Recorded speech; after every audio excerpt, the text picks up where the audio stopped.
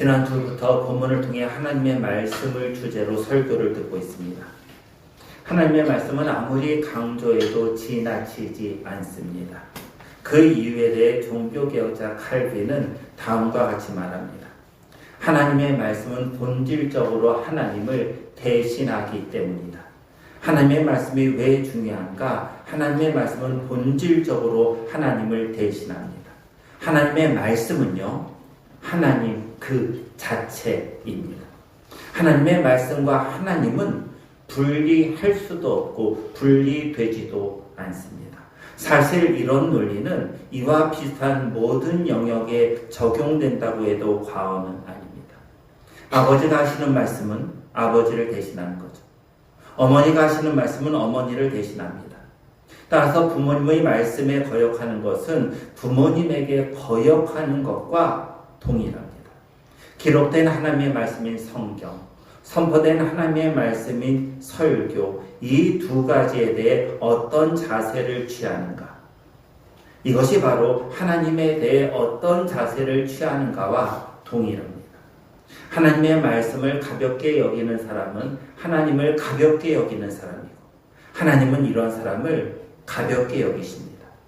반대로 하나님의 말씀을 무겁게 여겨 존중하는 사람은 하나님을 존중하기에 하나님도 이런 사람을 존중하십니다.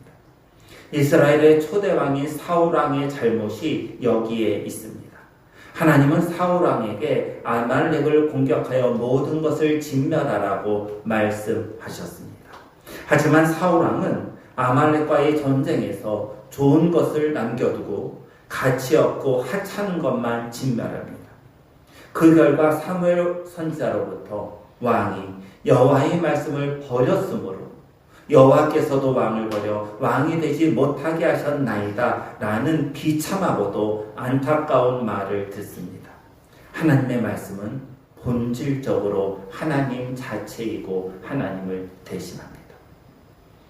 지난주에 본문에서 하나님 말씀의 두 가지 특성에 대한 말씀을 들었죠. 12절에 의하면 첫 번째, 하나님의 말씀은 살아 있습니다. 하나님의 말씀은 죽은 활자, 죽은 문자가 아닌 살아 있습니다. 따라서 살아있는 하나님의 말씀을 읽고 듣는 사람들에게 그 말씀을 통해 살아남이 경험됩니다. 말씀을 듣고 읽을 때 살아나는 것이죠. 궁극적으로 그래서 하나님의 말씀은 우리들에게 영원한 삶, 영생을 줍니다. 두 번째, 하나님의 말씀은 활력이 있습니다. 활력이라는 헬라어는 에네르게스였습니다. 여기서 영어 단어 에너지가 나왔지요. 하나님의 말씀은 에너지이자 힘입니다. 따라서 하나님의 말씀을 읽고 들을 때 힘, 에너지, 활력을 얻습니다. 오늘은 세 번째 하나님의 말씀의 특성 혹은 하나님의 말씀은 어떤 것인가를 보려 합니다. 12절을 함께 읽으십니다. 하나님의 말씀은 살아있고 활력이 있어 좌우의 날선 어떤 것보다도 예리하여 혼과 영과 및 관절과 골수를 찔러 쪼개기까지 하며 또 마음의 생각과 뜻을 판단하나니. 성경을 읽다 보면요, 종종 하나님의 말씀을 검으로 비유하지요. 에베소서 6장 17절에서는 이렇게 말씀하십니다. 구원의 투구와 성령의 검 곧 뭐예요? 하나님의 말씀을 가지라입니다. 요한계시록 1장 16절에는 이런 말씀이 있습니다. 그의 입에서 좌우의 날선 검이 나오고. 하나님의 말씀을 검으로 비유하는 것이죠. 특별히 좌우의 날선 검입니다. 일반적으로 본문 당시의 검은 한 면만 날이 서 있는 검이었습니다. 여러분들이 집에서 사용하는 검들은, 칼은 모두 한 면만 날이 서 있죠. 예를 들어 과도 한 면만 서 있는 거예요. 그리고 부엌칼도 한 면만 날이 서 있습니다. 그런 검이 본문 당시에 사용하던 일반적인 검이었습니다. 반면 좌우에 날이 서 있는 검도 있습니다. 보통 양날검이라고 말합니다. 본문 당시 이스라엘 사람들이 이 히브리서의 4장 12절의 말씀, 좌우에 날이 서 있는 검, 이 말씀을 들을 때 생각나는 장면이 있었을 것입니다. 그것은 제사입니다. 구약에서 죄를 지은 사람은 성전에 자신의 죄를 용서받기 위해 제물을 가져옵니다. 성전에는 늘 제사장이 있죠. 그러면 제사장이 보는 앞에서 제물을 가져온 죄인은 제물을 머리에 안수합니다. 이 안수는 두 가지 의미가 있다고 그랬어요. 뭐죠? 하나는 죄를 지은 나와 제물이 동일하다. 두 번째는 전가예요. 무엇이 전가되는가? 내가 죄를 지었는데 안수라는 상징적 의미를 통해서 나의 죄가 이 제물에게 전가된다는 것. 죄의 삭은 사망입니다. 죄를 지은 사람은 죽어야 돼요. 그런데 안수라는 상징적 의미를 통해서 나와 이 제물, 죄인이 나와 이 제물이 동일하고, 안수라는 상징적 의미를 통해서 내 죄가 이 제물에게 전가되었기에 이 제물을 죽입니다. 그래서 구약제사의 본질은 나 대신에 제물이 죽음으로 내 죄가 용서된다는 것. 여러분, 이것이 신약에 와서 제물이 뭘로 바뀌죠? 예수님이잖아요. 내 죄를 대신해서 저 십자가에 달려 돌아가신 예수님이 제물이 되었기에 우리의 죄가 용서되는 거죠. 제사장들은요, 죄인이 가져온 제물을 칼로 절단합니다. 그때 사용한 칼이 양날검이었습니다. 좌우에 날선 검이었다는 것입니다. 그래서 사람들이 12절의 말씀을 들으면은 제물을 잡아 죽이는 제사가 생각났을 것입니다. 좌우에 날이 서 있는 검은 한 면만 날이 서 있는 검보다 훨씬 더 예리합니다. 다시 12절을 보시기 바랍니다. 하나님의 말씀은 좌우에 날이 서 있는 검입니까?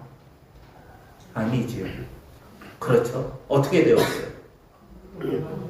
좌우에 날이 서 있는 그 어떤 검보다도 예리한 것이 하나님의 말씀입니다. 여기서 보다는 어떤 것을 넘어서다, 능가하다, 어떤 것 이상이라는 의미예요. 그래서 무엇보다도 예리하여는 그것 이상으로 더 잘 배워지는, 그것을 넘어서서 훨씬 더 잘 배워진이라는 뜻입니다. 하나님의 말씀은 좌우에 날이 서 있는 그 어떤 검 이상으로 그것을 훨씬 더 능가하는 잘 배워지는 검입니다. 여기서 여러분 질문이 생기지 않으세요?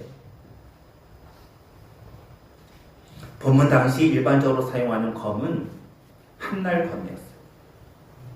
그런데 본문에서 하나님의 말씀을 양날검으로 비유하고 있어요. 왜 하나님의 말씀인 검은 좌우에 날이 서 있는 양날검이어야 할까요? 한 면만 날이 서 있는 검으로 왜 본문은 표현하지 않은 것일까요? 그것은 하나님의 말씀에는요, 한 날, 한 가지 면만 있는 것이 아니라 양날, 양면이 있다는 것을 강조하기 위해서입니다. 일반적으로 검 혹은 칼이라고 하면은 생각나는 이미지가 있어요. 뭘까요? 전쟁이죠. 맞습니까? 전쟁입니다. 전쟁에서 칼을 휘두르며 적을 죽이는 모습입니다. 하나님의 말씀이 검인 이유는 적을 배워야 하기 때문입니다. 전쟁에 나갑니다. 성도들인 우리가 나가는 전쟁은 영적 전쟁인 사탄과의 전쟁입니다. 다시 에베소서 6장의 말씀으로 좀 돌아갑니다. 에베소서 6장은 사탄과 영적 전쟁에 나가는 성도의 모습을 설명하고 있습니다. 전쟁에 나가는데 그냥 나갈 수 없지요. 무기가 필요해요. 무기는 크게 두 가지예요. 하나는 우리의 몸을 보호하는 호신용 무기이고 또 하나는 적을 공격하는 공격용 무기입니다. 이것을 에베소서 6장은 전신갑주라고 말합니다. 에베소서 6장 13절부터 17절의 말씀을 좀 띄워주세요. 13절부터 17절까지의 말씀을 저랑 교독하십니다. 그러므로 하나님의 전신갑주를 취하라. 이는 악한 날에 너희가 능히 대적하고 모든 일을 행한 후에 서기 위함이라.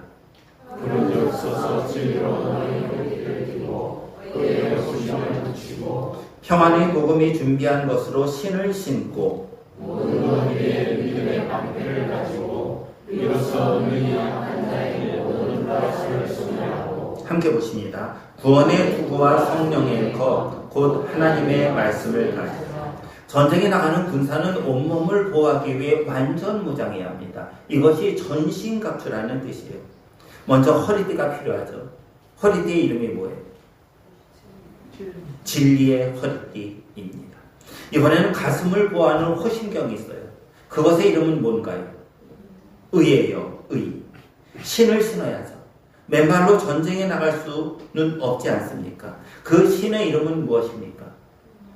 평안의 복음이 준비하는 것. 언제든지 복음을 전할 준비를 하라는 것입니다. 적군이 쏘는 불화살을 막을 방패가 필요해요. 그 방패 이름은 뭐지요? 믿음입니다. 그죠? 믿음의 방패. 이번에는 머리를 보호하는 투구가 필요한데 그 투구의 이름은 또 무엇입니까? 구원이에요. 지금까지 말한 모든 것은 우리의 몸을 보호하는 무기입니다. 몸을 보호하는 일, 전쟁에 나갔어요. 몸을 보호하는 일만 해요. 수비만 한다는 거죠. 이런 사람은 전쟁에서 이길 수 없죠. 적군을 일거에 죽일 수 있는 무기가 필요해요. 사탄과의 영적 전쟁에서도 마찬가지입니다. 사탄을 일거에 뵐 수 있는 무기가 필요해요. 그 무기, 하나님의 검, 그것이 무엇입니까? 하나님의 말씀이에요. 성령의 검입니다. 사탄과의 전쟁에서 사탄을 죽이는 유일한 무기는 하나님의 말씀입니다. 사탄을 심판하고 악인과 죄인을 심판하는 무기가 검인 하나님의 말씀이라는 것입니다. 검은 적을 일거에 베어 죽이는 무기입니다. 소멸하는 무기가 검입니다. 첫 번째, 우리에게 떠오르는 검의 이미지가 이런 것입니다. 죄악의 편에서 우리를 공격하는 사탄을 일거에 죽이는 심판의 이미지입니다. 두 번째, 검의 이미지가 있습니다. 검이라고 하면 잘 떠오르지 않아요. 그런데 칼이라고 표현하면은 여러분들 중에 떠오르는 이미지가 있습니다. 여러분, 칼이라고 하면 어떤 이미지가 떠오르세요? 살린다입니다. 맞죠? 칼은 사람을 살리는 중요한 도구입니다. 칼이 없으면 사람을 살릴 수 없습니다. 여기 병들어 죽어가는 사람이 있습니다. 병들어 죽어가는 사람을 살리는 것은 의사의 손에 들린 칼, 메스입니다. 의사가 칼로 썩어가는 환부를 도려냅니다. 때로는 칼로 피부를 자르고 그 안에 썩어가는 고름을 짜내기도 합니다. 군대에 있을 때 봉화지겸에 걸린 적이 있어요. 봉화지겸을 제가 발등에 걸렸는데요. 군화독이 발등에 난 상처에 들어가서 발이 썩는 질병이 봉화지겸이에요. 그래서 발이 점점 썩기 시작했어요. 군의관한테 갔습니다. 군의관이요, 마취도 하지 않고 칼로 제 발등을 자르더니, 물론 옆에 두 사람 보고 무릎 좀 잡아, 몸 좀 잡아, 그러더니 마취도 않고 칼로 발등을 자르더니 온몸으로 온 힘을 다해 고름을 짜냅니다. 저는 정말 아픈데 군의관은 웃으면서 이래요. 그 고름 참 잘 나온다. 아직도 생생한 기억이 납니다. 만약에 군의관이요 칼로 제 발등을 자르고 고름을 짜내지 않았다면 저는 어떻게 되었을까? 외과 의사의 손에 칼이 없으면 죽어져가는 사람을 살릴 길이 없습니다. 그래서 스밀리라는 학자는 12절을 설명하면서 하나님의 말씀을 외과 의사의 칼로 12절은 생각하고 있다고 주장합니다. 스밀리는 또한 12절의 검이 외과 의사가 사용하는 칼, 지금 우리 표현으로 말하면 메스인 것을 밝혀냅니다. 하나님의 말씀은 외과 의사의 손에 쥐어진 칼입니다. 그 칼로 사람을 살립니다. 외과 의사의 손에 있는 메스는 죽어져가는 사람을 살리는 도구입니다. 하나님의 말씀이 그렇다는 것입니다. 우리 안에 죄악을 잘라내고 잘못된 생각을 잘라내며 하나님이 아닌 우상을 향하려는 생각도 도려냅니다. 하나님의 뜻에 어긋나 내가 원하는 삶을 살려는 그 생각도 도려냅니다. 청교도 목회자인 윌리엄 거널은 그래서 이렇게 말합니다. 당신의 칼집에서 말씀의 검을 떼어내어 그 날선 가장자리로 내리치라. 이것만이 사람의 양심을 꿰뚫고 죄의 피를 흘리게 할 유일한 길이다. 윌리엄 거널의 말대로 말씀의 검으로 우리를 내리쳐야 합니다. 그때 피가 나요. 아파요. 하지만 죄를 도려낼 수 있고 잘못된 생각과 사상을 고칠 수 있습니다. 좌우에 날이 서 있다라는 말씀은 이와 같이 이중적인 의미를 지닙니다. 영적 전쟁에서 사탄을 일거에 찔러 죽이는 한 면, 그리고 다른 면은 죄악을 잘라내고 먼저 그의 나라와 그의 의를 구하려는 생각에서 벗어나 이기적으로 살려는 우리의 마음을 도려내고 나를 위하는 우상을 잘라내는 면, 이 두 가지의 양면입니다. 이 모든 것을 통해 하나님의 말씀인 검은 결국 우리를 살립니다. 검인 말씀이 나를 찌르고 파고들지만 궁극적으로 나를 찌른 그 검은 나를 살립니다. 하마스의 1인자 하니에가 이란에서 피살되면서 다시 중동에 전운이 감돌고 있습니다. 다음은 어떤 기독교 변증가가 중동의 레바논에서 한 전도자와 함께 차를 타고 이동하면서 겪은 일입니다. 당시 레바논은 시리아 군대가 점령하고 있었고 시리아의 지배는 매우 폭압적이고 억압적이었습니다. 두 사람이 탄 자동차 안에는요, 박스가 있었는데 그 박스 안에는 잃어버린 영혼들에게 나누어 줄 성경책이 가득 들어있었습니다. 그런데 차가 검문소에서 멈춥니다. 시리아 병사가 눈앞에 총을 들이댑니다. 전도자와 함께한 기독교 변증가는 몹시 불안해합니다. 검문하는 병사는 다그치듯 말합니다. 이 차 안에 뭐가 있습니까? 다이너마이트 박스뿐입니다. 이렇게 전도자가 대답해요. 옆에 있는 기독 변증가는 이 말을 들을 때 소스라치게 놀랐어요. 여러분, 박스 안에 있는 것은 뭐예요? 다이너마이트가 아닌 성경책이에요. 그리고 지금 긴장이 한창 고조에 이른 중동에서 차에 다이너마이트가 가득 찼다고 말하는 것은 얼마나 위험한 일인지를 너무 잘 알고 있습니다. 이어서 병사가 충격을 받는 듯 하자 전도자는 성경책 한 권을 꺼냅니다. 그리고 건네면서 이렇게 말합니다. 이것이 바로 제가 말하는 다이너마이트입니다. 이 책을 읽어보세요.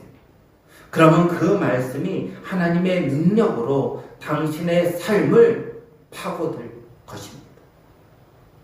전도자의 표현은 정확하지. 하나님의 말씀은 다이너마이트입니다. 영적 다이너마이트.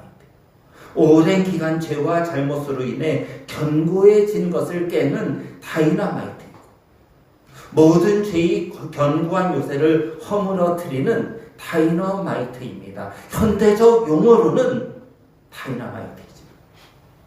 여러분, 2000년 전 용어는 뭐예요? 그것이 검이라는 거. 현대적 용어로는 어마어마한 폭발력을 지닌 다이너마이트이지만 2000년 전에는 어마어마한 무기인 검이라는 것입니다. 하나님의 말씀은 검입니다. 모든 죄의 견고한 요새를 무너뜨리고 나를 살리는 검입니다. 이 세상의 가장 유능한 외과 의사보다 더 유능한, 훨씬 더 탁월한 하나님의 손에 있는 검이 말씀입니다. 그 검으로 우리를 수술하고 그 검으로 우리를 찌르고 그 검으로 우리를 갈라내야지 우리는 살아납니다. 조금 더 본문 안으로 들어가려 합니다. 하나님의 말씀은 좌우에 날이 서 있는 검이지요. 양면 칼입니다. 양면적이에요. 한 면으로는 사탄을 죽여요. 다른 한 면으로는 잘못된 것을 고치고 궁극적으로 우리를 살립니다.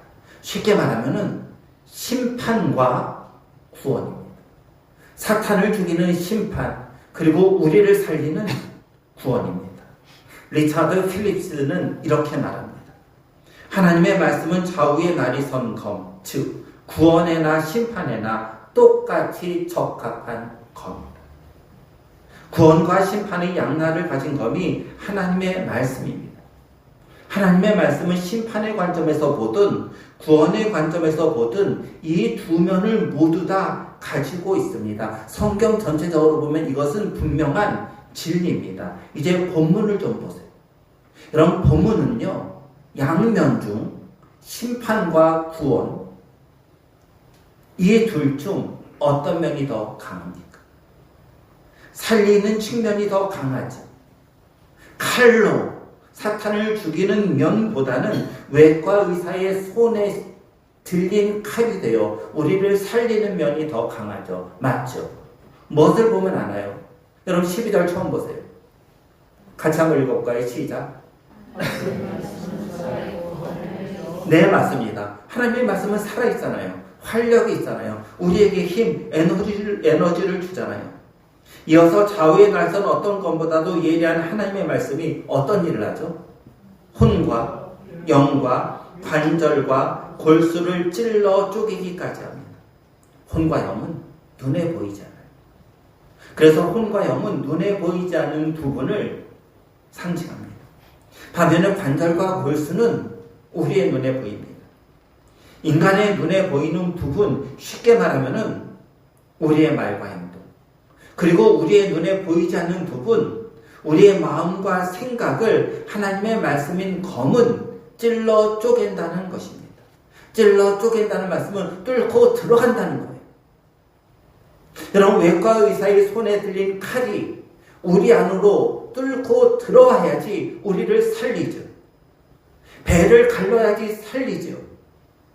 봉화지겸에 걸린 제 다리, 그 칼이 뚫고 들어왔기 때문에 저는 지금 두 발로 말짱히 서 있고 살아있죠. 하나님의 말씀의 검은 우리의 보이는 부분, 그리고 보이지 않은 모든 부분까지 뚫고 들어와야지 우리가 산다는 것입니다. 다음은 설교 준비하면서 보는 히브리서 주석에 나오는 존 뉴턴에 대한 이야기입니다. 존 뉴턴은 하나님의 말씀이 뚫고 들어가 사로잡은 사람입니다. 18세기 중반에 기독교 가정에서 살아난 뉴턴은 집을 떠나 영국 해군에 입대합니다. 거기서 뉴턴은 죄의 길에 깊이 빠졌고 결국은 탈영하여 아프리카로 갑니다. 뉴턴이 아프리카로 목적지를 결정한 중요한 이유는 그곳에 가면은 내 모든 욕망을 만족시켜 줄 기회가 가장 많다고 생각했기 때문입니다. 그 이후 뉴턴은 노예 상인이 되었지만 그를 지배하던 사람들에게 혹사당하고 감옥에 갇힙니다. 엉망이 된 몸으로 바다를 향해 도망친 뉴턴은 간신히 영국 상선에 승선합니다. 이어 뉴턴은 그가 가지고 있던 항해 지식으로 인해서 그 배의 항해사가 됩니다. 선장은 그를 무척 신뢰했어요. 하지만 뉴턴은 배의 보급품인 술을 훔쳐 마시고 취해버립니다. 그렇게 술 취해 있을 때 선장이 들어와 머리를 때렸고 뉴턴은 물에 빠집니다. 누군가 자신을 구해주지 않았다면 뉴턴은 아마 거기서 죽었을 것입니다. 귀국길. 스코틀랜드에 가까이 왔을 때 배가 폭풍우를 만나고 항로를 이탈합니다. 여러 날 동안 폭풍우가 몰아치고 휘청거리는 배 안에 갇힙니다. 점점점 물이 들어옵니다. 뉴턴은 배 밑으로 들어가 양수기를 돌리면서 무수한 시간을 보냅니다. 죽음의 위기죠. 그 죽음의 위기에서 뉴턴에게 생각난 것이 있습니다. 그것은 그가 6살 때, 고작 6살 때 어머니가 돌아가시기 전 자기를 붙들고 들려주셨던 성경 말씀입니다. 하나님의 말씀은 뉴턴 안에 살아나 보이지 않는 그의 생각과 태도를 꾸짖고 있었습니다. 그가 6살 때 들었던 하나님의 말씀은 그가 죽음의 위기에 처하자 그를 꿰뚫고 들어와 관통하고 들어와 다시 그의 안에서 살아나기 시작한 것입니다. 그러자 뉴턴은 회개하며 용서와 구원을 얻고자 예수 그리스도를 의지합니다. 배는 결국 안전한 항구에 도착하고 뉴턴은 신학을 공부하고 유명한 청교도 목회자가 됩니다. 그가 지은 찬송가가 있죠. 305장에 영어로는 Amazing Grace라고 말해요. 우리나라 말로는 나 같은 죄인 살리시니. 그런데 영어로 된 번역을 의역을 했어요. 영어로 된 있는 걸 1절을 그대로 번역하면 이렇습니다. 놀라운 은혜, 얼마나 달콤한 소리인가. 나같이 불쌍한 자를 구원했으니 나는 한때 잃어버린 자였으나 이제는 찾은 바 되었고 나는 한때 눈이 멀었으나 이제 보게 되었도다. 이것이 하나님이 그분의 말씀을 통해 하시는 일입니다. 하나님은 말씀의 검으로 불쌍한 자를 구원하시고 잃어버린 자는 찾으시고 눈먼 자로 보게 하십니다. 말씀의 검인 성경과 설교는 궁극적으로 우리를 살립니다. 사랑하는 성도 여러분, 수술실로 들어가 수술대에 누우시기 바랍니다. 하나님은 말씀의 칼을 들고 우리를 수술하려고 기다리고 계십니다. 우리를 구원하시고 잘못된 것이나 영혼의 질병을 찾아 말씀의 검으로 제거하시고 또 눈먼 눈을 수술해 보게 하시고 듣지 못하는 귀를 수술해 듣게 하십니다. 궁극적으로 수술대에 누인 우리를 하나님은 말씀의 검으로 살리십니다. 수술실의 수술대는 말씀이 있는 모든 장소입니다.